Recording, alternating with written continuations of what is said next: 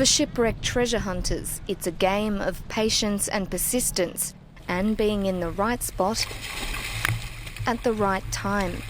Deep down on the bottom of the Baltic Sea near Sweden, a team of salvage experts may have hit the jackpot.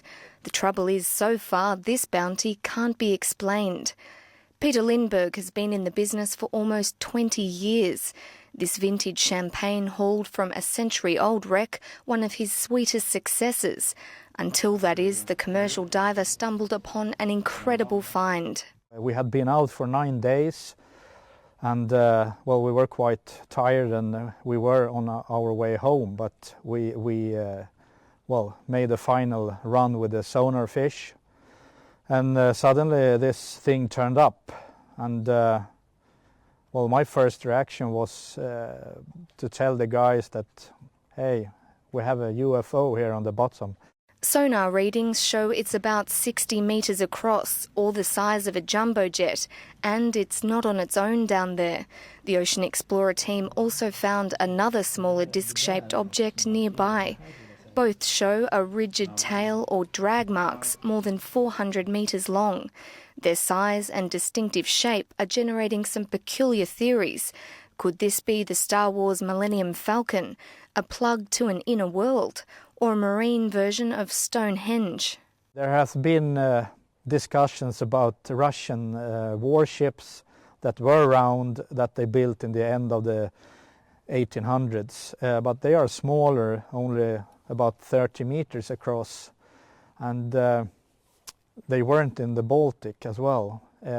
Of course, it can be something else from a ship or wreck, but still, it's quite big.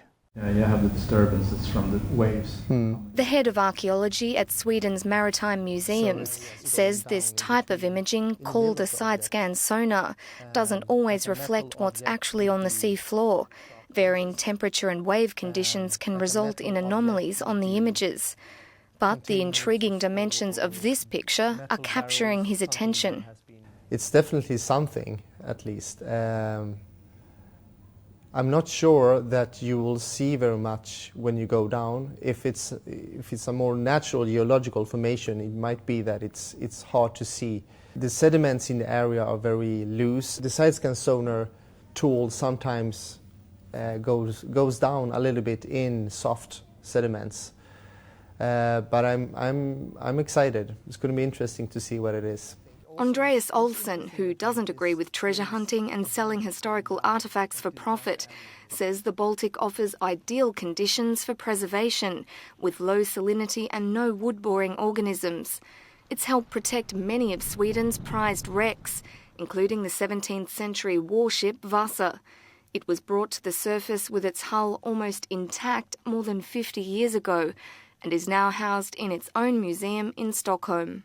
Right now, we know about approximately 20,000 objects, mostly shipwrecks, in the Baltic Sea, a total. But I think we have at least 100,000. There's a lot of areas we haven't really seen anything, and many shipwrecks are also hidden under the seabed. So it's for an archaeologist, I think the Baltic Sea is like a shipwreck laboratory, the best in the world. One glittering rival is the North Atlantic, where a top salvage company has struck gold, or silver to be exact, twice. Odyssey Marine recently found 2 wartime shipwrecks off the coast of Ireland. On board could be hundreds of tons of silver. The American team, just like the Swedish crew, are waiting for calmer waters beginning in May to see if their discoveries will be all that they imagined.